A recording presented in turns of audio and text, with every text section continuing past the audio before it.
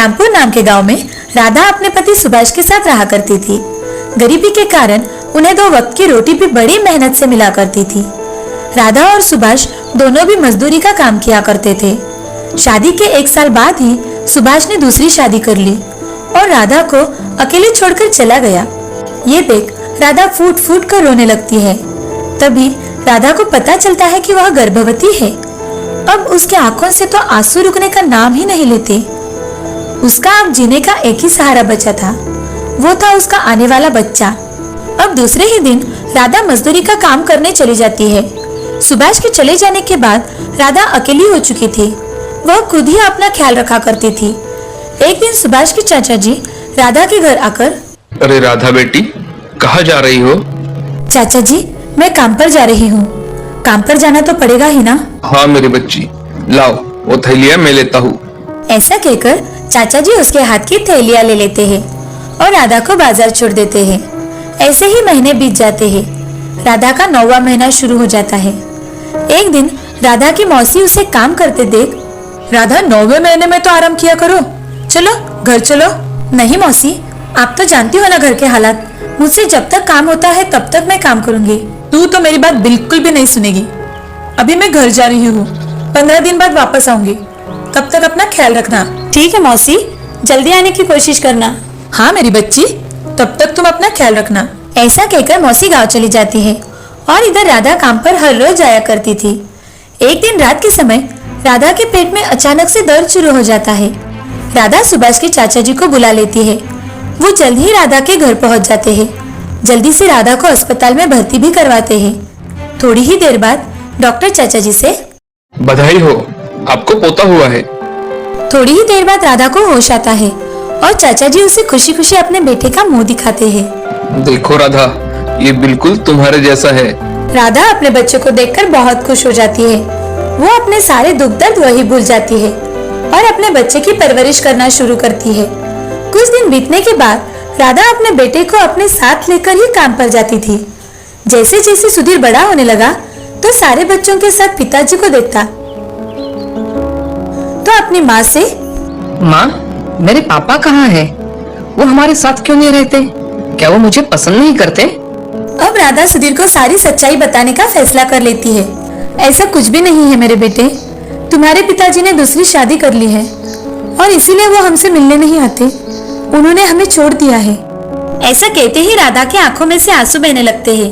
वह आंसू देखकर सुधीर राधा से, रो मत माँ, मैं हमेशा तुम्हारे साथ रहूंगा। मैं तुम्हारा साथ कभी नहीं छोड़ूंगा माँ। सुधीर की बातें सुन राधा अपने आंसू पोंछ लेती है और सुधीर को गले लगा लेती है। अब राधा सुधीर को स्कूल में भेजने का निर्णय लेती है और उसका दाखिला करवाती है। सुधीर पढ़ाई में बहुत ही होशियार था। उसका पढ़ाई में हमेशा ही अव्वल नंबर आया करता था। सभी शिक्षक भी उस पर बहुत खुश थे। सुधीर को पहला नंबर आने के कारण स्कॉलरशिप भी मिली थी और ये देख राधा को बहुत खुशी मिला करती थी। स्कूल खत्म होने के बाद सुधीर को अच्छे मार्क्स मिलने के कारण उसका एडमिशन एक अच्छे कॉलेज में हो जाता है। वहाँ सब अमीर लड़के पढ़ा करते थे। सबके पास गाड़ियाँ थी। ये देख सुधीर का दोस्त आनंद सुधीर से, अरे सुधीर, तू हमेशा पढ़ाई में फर्स्ट आता है, सब कुछ अच्छा है, मगर तेरे पास एक भी गाड़ी नहीं है। ये कितनी आश्चर्य की बात है। यह सुन सुधीर को बहुत ज्यादा गुस्सा आ जाता है, मगर वह अपने दोस्तों से झूठ बोलता है कि, अरे तू क्या समझता है सिर्फ तेरे पास गाड़ी है? मेरी माँ ने मुझे मेरे जन्मदिन पर ही गाड़ी तोहफे में दी थी। मेरे पास भी गाड़ी है। ऐसा कहकर सुधीर वहाँ से चला जाता है। उसे अपने घर के हालात पता थे, लेकिन फिर भी अपने साथ पढ़ते बच्चों की शान और शौकत देख उसे भी मन ही मन लगने लगा था कि उनके जैसे कपड़े पहने, उनकी जैसी गाड़ी उसके पास हो। घर जाकर सुधीर अपनी माँ से, माँ, मुझे कल के कल ही बाइक चाहिए। अरे सुधीर, आज क्या हुआ है बेटा तुम्हें? ऐसे क्यों बात कर रहे हो? तुम तो जानते हो ना अपनी हालत। अभी हमारे पास पैसे कहाँ है? थोड़े थे वो तो तुम्हारे एडमिशन में चले गए। अब मैं कहाँ से पैसे लाऊं? मुझे वो कुछ पता नहीं माँ, मुझे कल सुबह बाइक चाहिए बस। ऐसा कहकर सुधीर गुस्से से बाहर चला जाता है। तभी राधा मन ही मन, सुधीर को मैं कैसे समझाऊं कि मेरे पास पैसे नहीं हैं? लेकिन आज तक मेरे बेटे ने मुझसे कुछ भी नहीं मांगा। आज पहली बार उसने मुझसे कुछ मांगा है। मुझे उसे गाड़ी लेकर तो देनी ही होगी। ऐसा सोचकर राधा ने कुछ पैसे अपने सुख दुख के लिए जोड़े रखे थे। वो देखे उनमें कुछ पैसे कम पड़ रहे थे। अब उसने गांव के सरपंच जी से मदद मांगने का विचार किया। राधा सरपंच जी से, मालिक मुझे कुछ पैसे चाहिए थे, थोड़ी जरूरत है। कितने पैसे चाहिए थे तुम्हें राधा? एक गाड़ी आ जाए उतने ही पैसे चाहिए थे। मैं आपके पैसे थोड़े थोड़े करके चुकता कर दूंगी। गाड़ी सुधीर के लिए ठीक है, लेकिन राधा अगर नई गाड़ी लेने के बजाय तुम पुरानी गाड़ी खरीदोगी तो तुम्हारे पैसे बच जाएंगे। ये तो आपने बहुत ही अच्छा सुझाव दिया है मालिक, क्या आप मेरी मदद कर देंगे? ऐसा कहकर सरपंच जी राधा के हाथों में पैसे रख देते हैं और उसे गाड़ी खरीदने में भी मदद कर देते हैं। दूसरे दिन सुबह सुधीर उठते ही राधा उसके हाथों में गाड़ी की चाबी रख देती है। तभी सुधीर बहुत खुश हो जाता है और गाड़ी लेकर वहां से चला जाता है। राधा सुधीर को खुश देख वो भी खुश हो जाती है। शाम के समय जब सुधीर कॉलेज से घर लौट रहा था, तभी बाइक का स्पीड बहुत ज्यादा होने के कारण उसका एक्सीडेंट हो जाता है। उसे तुरंत ही सरकारी अस्पताल में भर्ती करवाया जाता है। जैसे ही चाचा जी को ये खबर मिलती है, वो राधा के पास जाकर, अरे राधा बिटिया, कहाँ हो तुम? सुधीर का बहुत बड़ा एक्सीडेंट हो गया है, चलो हमें जल्दी अस्पताल जाना चाहिए। ये सुन राधा जोर जोर से रोने लगी और भागते भागते अस्पताल में पहुंच जाती है। वहां जाते ही डॉक्टर से, डॉक्टर साहब मेरा बेटा कैसा है? उसे ज्यादा चोट तो नहीं आई ना? एक्सीडेंट की वजह से सुधीर की एक आंख में गहरी चोट आई है, अब शायद ही सुधीर उस आंख से देख पाए। राधा ये बात सुन बहुत रोने लगती है और डॉक्टर से, डॉक्टर साहब कुछ ना कुछ तो उपाय होगा ना इस पर? प्लीज डॉक्टर, मेरे बेटे की आंख को कुछ नहीं होना चाहिए। अगर कोई उन्हें आंख दान में दे तो पेशेंट फिर से देख सकता है। डॉक्टर, मेरे बच्चे को मेरी आंख दे दीजिए। मैं तो एक आंख से अपनी पूरी जिंदगी गुजार लूंगी। मेरे बेटे के सामने उसकी सारी जिंदगी पड़ी हुई है। उसको तो अभी पढ़ाई भी पूरी करनी है। आप उसे मेरी आंख दे दीजिए। ठीक है, जैसा आप चाहे। डॉक्टर, मेरे बेटे को कभी मत बताना कि ये आंख मैंने उसे दी है। ठीक है। ऐसा कहकर राधा अपनी एक आंख सुधीर को दे देती है और खुद 2 दिन बाद घर चली जाती है। सुधीर हर रोज अपनी माँ की हॉस्पिटल में राह देखता है, लेकिन वो उसे मिलने नहीं आती। तो सुधीर को बहुत गुस्सा आ जाता है। जैसे ही उसकी छुट्टी होती है, वो घर जाता है और अपनी माँ से गुस्से में, अरे तुम कैसी माँ हो? एक दिन भी मिलने अपने बेटे से हॉस्पिटल में नहीं आई, और मेरी तबीयत कैसी है क्या है तुम्हें कुछ नहीं जानना था। भला हो उस औरत का जिसने मेरा बिल भर दिया। और दादाजी आते थे हॉस्पिटल में तो अच्छा लगता था, आपके बारे में पूछो तो कोई कुछ ना कहता। बेटे, मेरी कुछ मजबूरी थी। आखिर तुम्हारी ऐसी कौन सी मजबूरी थी माँ? भगवान तो तुम्हारी जैसी माँ किसी को ना दे। सुधीर इतना ज्यादा गुस्से में था कि उसने अपनी माँ की ओर देखा भी नहीं। उसकी ओर देखे बिना ही वो शहर चला गया अपनी बाकी की पढ़ाई पूरी करने के लिए। राधा की आंख में से आंसू निकलने लगे। वो इतनी जोर जोर से रोने लगी कि उसे समझ में नहीं आ रहा था कि अब क्या किया जाए। तभी सरपंच जी पैसे मांगने वहां आते हैं। राधा, मेरे पैसे कब लौटाने वाली हो? सरपंच जी, मुझे कुछ और दिनों की मोहलत दे दीजिए। मुझ अभागी पर इतनी दया कर दीजिए। ठीक है, मैं तुम्हें 1 महीने की और मोहलत देता हूँ। धन्यवाद सरपंच जी, मैं आपकी बहुत आभारी हूँ। सरपंच जी वहां से चले जाते हैं। ये सारी बातें सुधीर को पता ही नहीं थी कि आखिर उसकी माँ ने उसके बचपन से लेकर आज तक उसके लिए क्या किया है। कुछ साल बीत जाते हैं। अब सुधीर अफसर बन गया था, लेकिन अपनी माँ पर इतना ज्यादा गुस्सा था कि अपनी माँ से एक बार भी नहीं मिलने आया था। राधा पर मजदूरी करके सरपंच जी के पैसे लौटाने की नौबत आ गई थी। अब राधा बहुत थक चुकी है। एक दिन अचानक से उसे पता चलता है कि उसका लाडला बेटा एक अफसर बन गया है और सरपंच जी ने उसे अपने गांव बुलाया है। वह दौड़कर वहां चली जाती है। वहां जाते ही राधा मन ही मन, कितने साल बीत गए, अब मेरे बेटे का गुस्सा भी चला गया होगा। कितना बड़ा हो गया है मेरा बेटा आज कि उसका यहाँ गौरव किया जाने वाला है। सुधीर बहुत बड़ी गाड़ी में से अपनी पत्नी के साथ नीचे उतरता है। ये देख राधा चौंक जाती है। वो अपनी माँ को देख उसे नजरअंदाज करता है और अपने दादाजी से, दादाजी आप कैसे हो? सब कुछ कुशल मंगल तो है ना?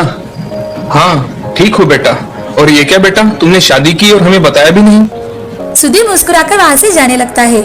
तभी राधा उससे बात करने के लिए आगे जाती है तो सुधीर सरपंच जी के साथ स्टेज पर चला जाता है। ये देख राधा को बहुत बुरा लगता है, लेकिन अपना बेटा इतना बड़ा अफसर बना है, ये देख मन ही मन बहुत खुश हो जाती है। ये सारी बातें चाचा जी दूर से देख रहे थे और कुछ वक्त बाद चाचा जी सुधीर से, सुधीर कोई अपनी माँ के साथ ऐसा करता है क्या? वो मेरी माँ कहने के लायक नहीं है दादाजी। वो मेरे बारे में अच्छा नहीं सोचती, सिर्फ खुद के बारे में सोचती है। भला ऐसी कोई माँ होती है? सुधीर, कोई अपनी माँ के साथ ऐसा करता है क्या? वो कितने दिन से तुम्हारी राह देख रही थी। दादाजी, उसके लिए तो मैं हॉस्पिटल में ही मर गया था, जहाँ वो मुझे देखने तक नहीं आई। यह सुन राधा फूट फूट कर रोने लगती है। तभी चाचा जी सुधीर को एक जोर का थप्पड़ लगाते हैं और सारी हकीकत बताते हैं। सुधीर, राधा तुमसे मिलने नहीं आ पाई क्योंकि उसने तुम्हें अपनी आंख डोनेट की थी। अगर वो ऐसा नहीं करती तो तुम जिंदगी भर के लिए एक आंख से अंधे हो जाते। ऐसी माँ नसीब वालों को मिलती है सुधीर, तुम्हें तो इसकी कोई कदर नहीं है। कभी अपनी माँ से पूछा कि आखिर उसके आंख को क्या हुआ है? सुधीर चाचा जी की बातें सुनकर चौंक जाता है और भागते हुए अपने माँ के पास आता है। अपने माँ के पैर पकड़कर माफी मांगता है। सुधीर की आंखों में आंसू देख राधा उसे माफ कर देती है और अपने बेटे को गले लगा लेती है। हमें इस कहानी से यह सीख मिलती है कि अपने बड़ों का हमेशा सम्मान करना चाहिए। वो हमेशा अपने बच्चों का भला ही सोचते हैं। सच्चाई पता न हो तो उन्हें कभी भी हमारे शब्दों से दुखाना नहीं चाहिए। हमारी जिंदगी में माँ का स्थान अमूल्य होता है। बहुत समय पहले की बात है। एक वृद्ध व्यक्ति अपने बेटे के यहाँ शहर रहने गया। उम्र के इस पड़ाव पर वह अत्यंत कमजोर हो चुका था। उसके हाथ कांपते थे और दिखाई भी कम देता था। वो एक छोटे से घर में रहते थे। पूरा परिवार और उसका 4 वर्षीय पोता एक साथ डिनर टेबल पर बैठकर खाना खाते थे। लेकिन बुढ़ापे के कारण उस व्यक्ति को खाने में बड़ी दिक्कत होती थी।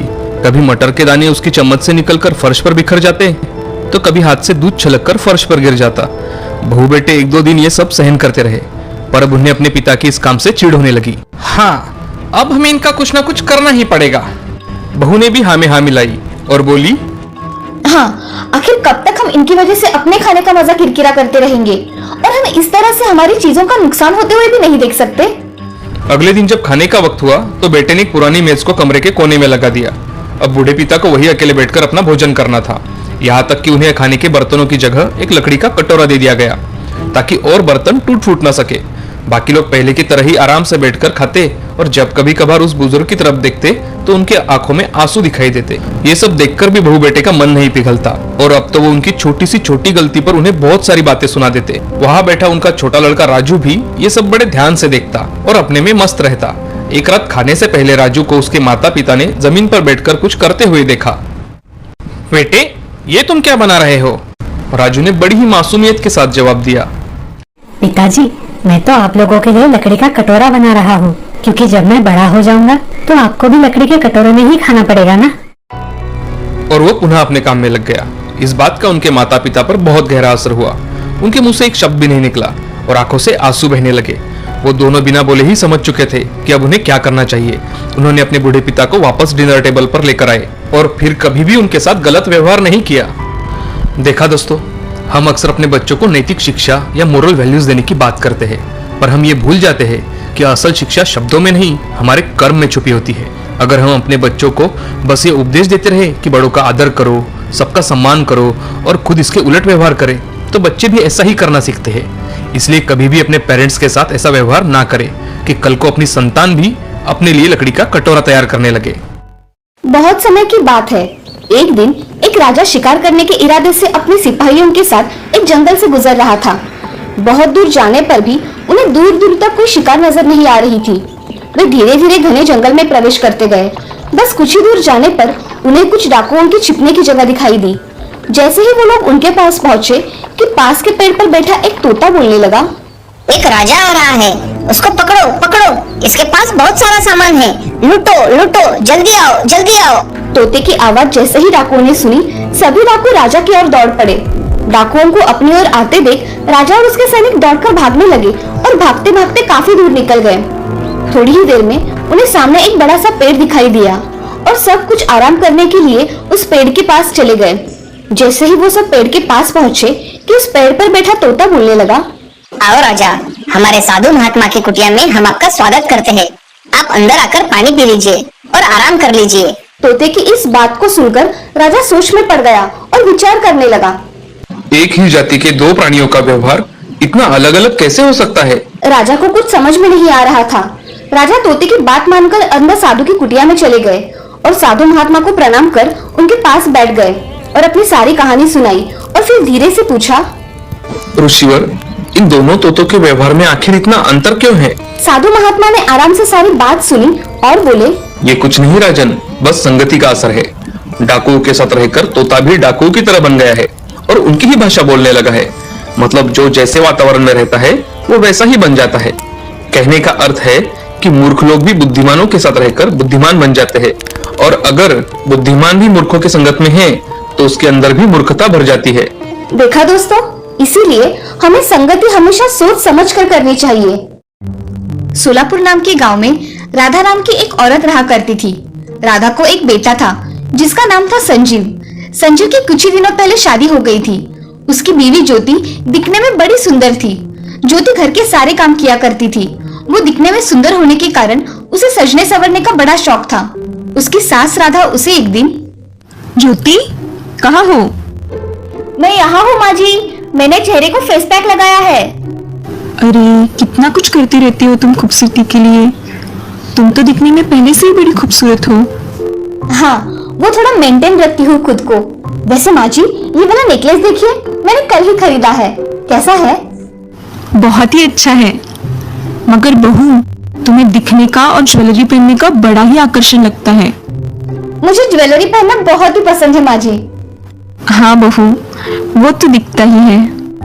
ऐसा कहकर राधा वहाँ से चली जाती है। राधा जाते ही ज्योति अपने कुछ लाए हुए नेकलेस निकालकर पहन के देखती है और खुद ही खुद की तारीफ करती है। एक बार ज्योति एक फंक्शन में चली जाती है। वहां जाकर ज्योति देखती है कि वहां बहुत सारी औरतों ने सोने की ज्वेलरी पहनी हुई थी। वो देख ज्योति, इन सब औरतों ने सोने की ज्वेलरी पहनी है क्या? मेरे पास तो एक ही सोने का मंगलसूत्र है, बाकी तो कुछ भी नहीं। वो ऐसा सोचती है तभी ज्योति की सहेली शीला ज्योति से, ज्योति कैसी हो? कितने दिनों बाद मिली हो। मैं अच्छी हूँ, तुम कैसी हो? मैं भी अच्छी हूँ। तुम्हारे गले में ये नेकलेस नकली है क्या? हाँ नकली है। क्यों, अच्छा नहीं लग रहा है क्या? ठीक लग रहा है। मेरा देखो कितना अच्छा लग रहा है ना? हाँ, बहुत अच्छा लग रहा है। ऐसा कहकर ज्योति वहां से चली जाती है। उसे शीला की बात मन को लग जाती है। वो घर जाकर अपने पति संजीव से, मुझे सोने के गहने बनाकर दीजिए। मेरी सब सहेलियों के जेवर सोने के हैं और मेरा मंगलसूत्र छोड़ के कुछ भी सोने का नहीं है। अरे ज्योति, सोना सोना क्या लगा कर रखा है? सोने से क्या पेट भरता है? वो मुझे कुछ मालूम नहीं। आप मुझे बस सोने की ज्वेलरी लाकर दीजिए। मैं तुम्हें इतना समझा रहा हूँ और तुम हो कि जिद पर ही अड़ी हो। मुझे आपकी कोई बात नहीं सुननी, मुझे गहने चाहिए ही। ठीक है, 1 महीने बाद लेकर दूंगा। ऐसा कहकर संजीव घर से बाहर काम करने के लिए निकल जाता है। ज्योति के साथ राधा को ज्यादा गहने नहीं थे। उसे सोने का कोई लालच नहीं था, मगर राधा को ज्योति की ये आदत खटकती थी। एक दिन राधा ज्योति से, बहू, हमारी बिरादरी में आज एक शादी है, हमें शादी में जाना है। जाओ, तैयार हो जाओ। क्या करूँ तैयारी करके? सब मेरा मजाक उड़ाते हैं। ऐसा कुछ नहीं बहू, अपने हिसाब से रहना चाहिए, कोई कुछ नहीं कहता। आपको कुछ नहीं फर्क पड़ता माँ जी, मगर मेरी सहेलियां मुझे चिढ़ाती है। आपको इससे क्या? राधा अब ज्योति की बात सुन के परेशान हो गई। तभी राधा के दिमाग में एक कल्पना आती है। राधा ज्योति से, ज्योति, मैं सोच रही हूँ कि तुम आज के दिन श्यामा के गहने लेकर आओ, जिससे तुम्हारा मन भी रह जाएगा और शादी भी हो जाएगी। ये विचार अच्छा है माँ जी, मैं अभी श्यामा के गहने लेकर आती हूँ। ऐसा कहकर ज्योति श्यामा के घर चली जाती है और श्यामा को जोर जोर से आवाज लगाती है, श्यामा कहाँ हो? जल्दी बाहर आओ। अरे ज्योति, क्या हुआ? इतने जोर से आवाजें दे रही हो? श्यामा, मुझे तुमसे एक काम है। आज मुझे शादी में जाने के लिए तुम्हारे गहने चाहिए थे। क्या तुम मुझे तुम्हारे गहने दोगी? हाँ ज्योति, तुम मेरी अच्छी सहेली हो, मैं तुम्हें गहने क्यों नहीं दूंगी। श्यामा घर में जाकर उसके सोने के गहने लेकर चली आती है और ज्योति उसे देख बहुत खुश हो जाती है और श्यामा से, तुम्हारा बहुत बहुत धन्यवाद श्यामा। अब जाओ शादी में, नहीं तो यही देर हो जाएगी। हाँ, मैं चलती हूँ। ऐसा कहकर ज्योति वहाँ से चली जाती है। घर आकर ज्योति गहने पहनकर तैयार हो जाती है और शादी के लिए अपने सास के साथ चली जाती है। आज ज्योति बहुत खुश थी। आज उसने सोने के गहने पहने थे। आज शादी में ज्योति को किसी ने उसकी ज्वेलरी देख के टोका नहीं था, इसीलिए ज्योति बहुत खुश थी। अब ऐसे ही दिन बीत रहे थे। कहीं भी जाना हो या किसी की शादी में जाना हो तो ज्योति श्यामा का गहने लेकर चली आती थी। और एक दिन राधा ज्योति से, बहू, ऐसे हमेशा किसी के गहने लाना अच्छी बात नहीं है। हमेशा मांगने से हमारी कीमत कम हो जाती है, समझी? माँ जी, दूसरों की चीजें पहनने से कोई कीमत कम नहीं होती। आप और ये तो मुझे गहने लाने से रहे, तो फिर क्यों इस बारे में बात करती हो? जाने दीजिए, मैं जा रही हूँ अपने कमरे में। ऐसा कहकर ज्योति वहां से गुस्से से चली जाती है। राधा अब ज्योति के बारे में सोचती है, मगर उसका यह बदला हुआ रूप देख राधा संजीव के साथ उसे सबक सिखाने का तरीका ढूंढती है। एक दिन ज्योति को उसके सहेली के यहाँ फंक्शन में जाना था, तो ज्योति ने अच्छी तरह से तैयारी करके संजीव के साथ पार्टी में चली गई। उसने श्यामा के सारे गहने पहने थे। ये देख संजीव ज्योति से, ज्योति, तुम इतने सारे गहने पहन के तो आई हो, मगर इसका ध्यान रखना, ये हमारी अमानत नहीं है। हाँ, मुझे अच्छी तरह से पता है, आपको बताने की कोई जरूरत नहीं है। संजीव उसकी बातें सुन चुप हो गया। अब संजीव और ज्योति पार्टी में पहुंच गए। वहां जाकर ज्योति अपने सहेलियों के साथ बहुत खुश थी। उसकी सहेलियां भी उसके गहनों की तारीफ कर रही थी। ये देख ज्योति बहुत खुश थी। दोनों खाना खाकर घर आ रहे थे, तभी उनकी गाड़ी घर के पास आकर स्लिप हो गई। उसमें संजीव और ज्योति को कुछ नहीं लगा, मगर झटके की वजह से ज्योति के गले का हार नीचे गिर गया। संजीव की नजर हार पर गई। उसने जल्दी से गाड़ी ठीक तरह से खड़ी की और गाड़ी को चारों ओर से देखने लगा। गाड़ी को देखते देखते संजीव ने हार उसकी जेब में डाल दिया और घर जाने के लिए निकल गए। घर पहुंचते ही राधा को ज्योति के गहनों में कुछ कमी लगी। तभी राधा ने ज्योति को आवाज दी, ज्योति, जरा इधर तो आना। क्या हुआ माँ जी, आपने आवाज लगाई? अरे तुम्हारे गले का हार कहाँ गया? कहीं गिर गया है क्या? ज्योति अपने गले में देखती है, मगर वहाँ हार नहीं होता। ज्योति राधा से, माँ जी, मैंने तो सही से पहना था, कहाँ चला गया? तभी संजीव घर में आ जाता है और संजीव ज्योति से, ज्योति, तुम्हारे गले का हार कहाँ है? निकाल कर रखा है क्या? नहीं, मैंने नहीं निकाला, कहाँ गिर गया पता ही नहीं चल रहा। हार खो गया, अब क्या करें? ज्योति की आंखों में आंसू भर आए और ज्योति जोर जोर से रोने लगी। तभी राधा ज्योति से, मैंने तुम्हें कितनी बार कहा बहू, किसी की चीजें नहीं लाना, मगर तुम हो कि सुनती ही नहीं। अब मैं क्या करूँ माँ जी? ऐसा कहकर ज्योति जोर जोर से रोने लगी।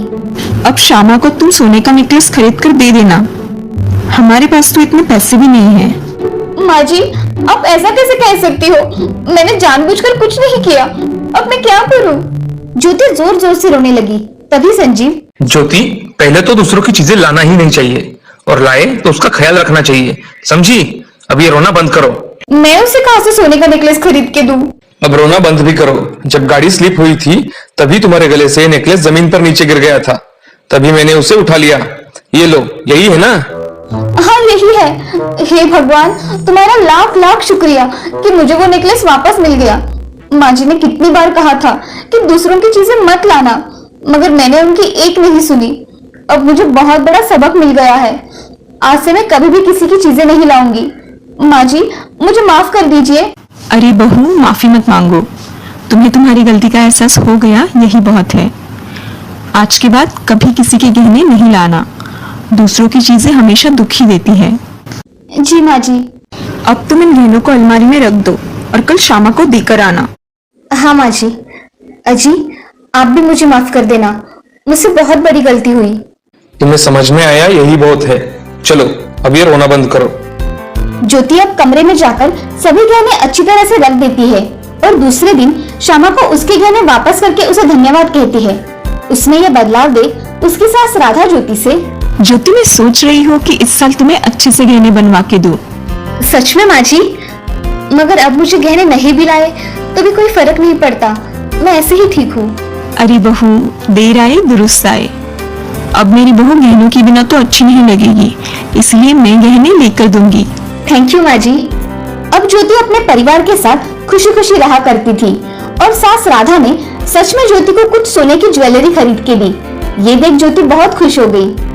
इस कहानी से हमें ये सीख मिलती है कि जिंदगी में कभी भी लालच नहीं करना चाहिए।